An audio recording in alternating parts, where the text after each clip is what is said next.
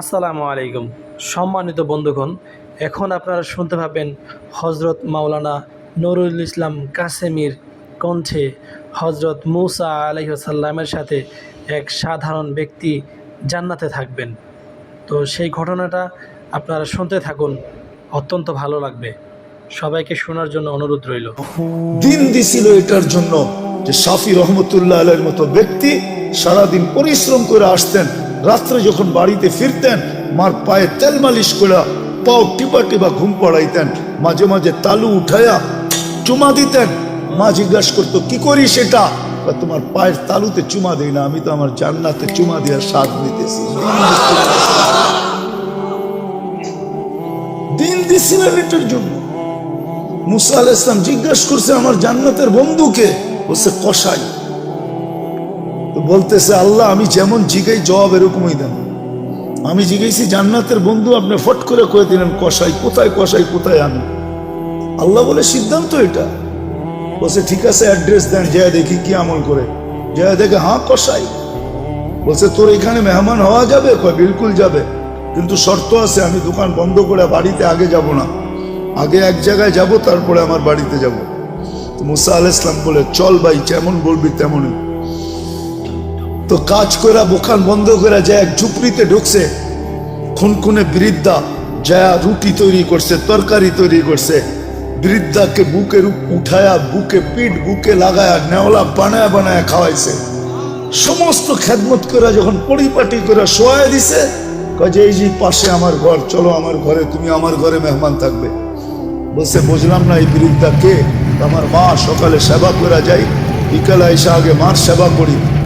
বুঝলাম তো সেবা, কিন্তু মাকে যখন সেবা শেষ করার পরে শোয়া দিলাম, মা জানি হাত উঠে কি বললো, আরে দূর পাগল মা, যখনই সেবা শেষ করি তখনই হাত উঠে বলে আল্লাহ আমার সন্তানকে মুসার জান্নাতের সঙ্গী বানায় দিও। মুসা আলাইহিস সালাম কা জানার আর মেহমান হওয়ার দরকার নাই, বুঝা ফেলছি মা পাগল না, তুই পাগল। মা তোকে মুসার জান্নাতের সঙ্গী বানায় দিছে। আমি মুসা দিন এই জন্য দিছিলেন, রব্বে কাবার কসম, সুখে থাকার জন্য দিন দিছিলেন। দিন এই জন্য দিছিলেন যে যুবক চির যৌবন পাক, চিরদিনের জন্য, চিরদিনের জান্নাতের নেয়ামত পাক, চিরদিনের জন্য 14 তারিখ পাক। সবকিছু যা চায় আজকে সব জান্নাতে রাখা আছে। আরে তোমাকে ডিজে আর ফ্রিজে আর ডিস্কো আর সিস্কো, আমরা পাগল হয়ে যাই না। আমারও তো এক সময় তোমাদের মতো বয়স ছিল না, ছিল না? হ্যাঁ কি বলো? ব্যাকগ্রাউন্ডের দিকে যাইতে চাই না, মাঝে মাঝে মনে চায় খুঁড়া দিই সবার সাথে, কিন্তু আবার ভয় করে খুলি না। আমরাও এরকম জায়গার থেকে আইসা পড়ি না, তোমার আকাশ থেকে নামছি, আমরা এই সমাজ থেকে বড় হয়েছি। আমার পিছিয়েও ব্যাকগ্রাউন্ড আছে, আল্লাহর মেহেরবানি এই লাইনে নিয়ে আসছে। যৌবন তো এক সময় বুজুর্গ ভিতরেও ছিল যারা মাদ্রাসায় পড়ছে না, ছিল না? হ্যাঁ কেন হারায় যেতেছ? দিন দিছিলেন এই জন্য, চিরদিনের জন্য পাওয়ার জন্য। দুনিয়ায় যতদিন থাকবে সুখে থাকার জন্য, মাথা উঁচা করা থাকার জন্য। দিন দিছিলেন শান্তিতে থাকার জন্য। আজকে কে হ্যাপি? আমি হ্যাপি না। কে কে লেখা আছে হ্যাপি? আবার ওটাকে কাচি কাটে ছুরি দিয়া কাইটা বুঝাইতে চাইতেছে, তুই হ্যাপি থাকবি তো থাকবি কেন? আমি তো হ্যাপি না, বুঝে তোরে কাইটা টুকরা টুকরা করে দিয়েছি। আমি তো হ্যাপি না, তুই হ্যাপি, তোকে আমি হ্যাপি দেখতে চাই না, বিদায় কাইটা টুকরা টুকরা করে দিতেছে। কেক কাটে হ্যাপি লেখা, মনে হয় বুঝাইতে পারবো। হ্যাঁ আল্লাহ দিন দিছিলেন সুখে থাকার। আজকে মুসলমান সুখে নাই, মুসলমান সুখে থাকে। ছিল একদিন সুখে, বস্তু ছিল না কিন্তু সুখ ছিল। আমি দেখাইতেছি, এক ঘরে এক কাপড়। স্ত্রী স্বামীকে বলতেছে কালে চিমটি কেটা, আমি কিন্তু জান্নাতি। বলছে কি করে তুই জান্নাতি? সবরের জীবন চলতেছে, ঠোঁটে তো দূরের কথা, মনের ভিতরও চাহিদা নাই, অভিযোগ নাই। তোমার কাছে কোনো চাহিদা নাই, তোমার বিরুদ্ধে কোনো অভিযোগ নেই। এক কাপড়ে চলতেছিস, আমি সবর করতেছি, আমি জান্নাতি, ফুর্তি জান্নাতে। স্বামী ভাবছে তুই জান্নাতে যাবি, সত্যই তো বলছে সবরের বদলা জান্নাত। গোলামা বলো সবরের বদলা কি? আমি জান্নাতি। স্বামীর চেহারাটা মলিন হয়েছে তো গালে চিমটি কেটে বলতেছে তুমিও জান্নাত। বলছে কেন আমার মতো স্ত্রী পায় কি শুক্রিয়া আদায় করো না? বলছে পাগলি একবার ডেলি 100বার বা শুক্রের বদলাও জান্নাত, ফুটকি জান্নাতে হবে। শুধু শুধু আল্লাহ বলেন না আনিস করবি, একটু হইলেও আমার শুক্রিয়া আদায় করিস। মা কুতিলালি ইন্নাল ইনসানা লিরাব্বিহি লাকানুত। মানুষ তুই এরকম অকৃতজ্ঞ হয়ে যাস না। আজকে সৃষ্টির ভিতরে মানুষ সবচেয়ে বড় অকৃতজ্ঞ। কোন সৃষ্টি আল্লাহর অকৃতজ্ঞ না। যুবক পায়ে হাত দিয়া বুঝাই তোমরা বড় অকৃতজ্ঞ আল্লাহ। তুমি জানো না তোমার যৌবনের দাম কত। তুমি তো চাইতেছো এটা মাটিতে মিটাইয়া দিতে, মিশাইয়া দিতে। তুমি তো চাইতেছো 14 তারিখে বিলীন করে দিতে। যৌবনের দাম তুমি জানো না, যৌবনের দাম কত।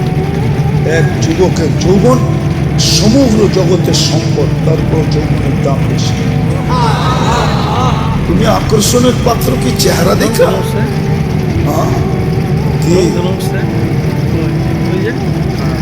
পুরুষ কি মহিলার কাছে আকর্ষণের পাত্র খালি বাদ কাপড় বা সস্তান দিয়া?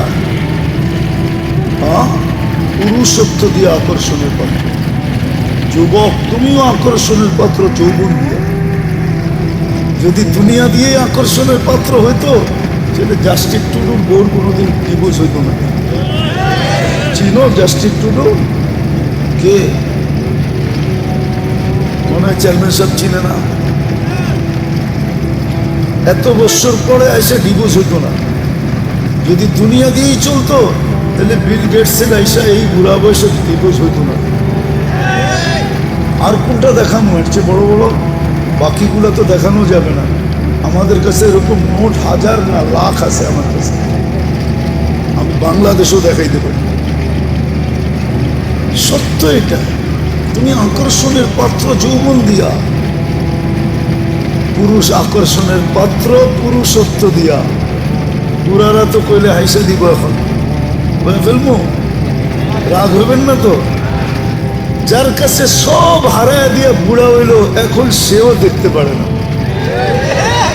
এর কাছে গেলেও কয় বুড়া।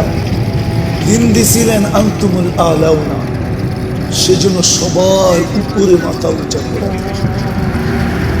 দিন দিছিলেন লাহুম রিজকুন কারীম, সেজন্য ক্লান্তিহীন লালিত পালিত।